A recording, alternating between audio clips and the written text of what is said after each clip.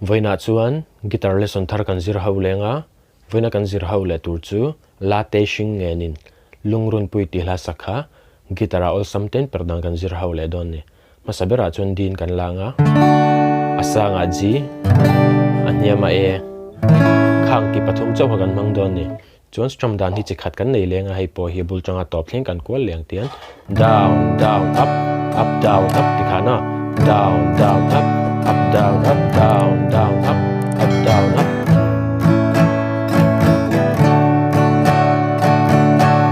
tikhana bul changa top thleng kan strum chuakang he hla po hi a hlamilin karam play chuak lenga uluk dun lo ngai thale don nia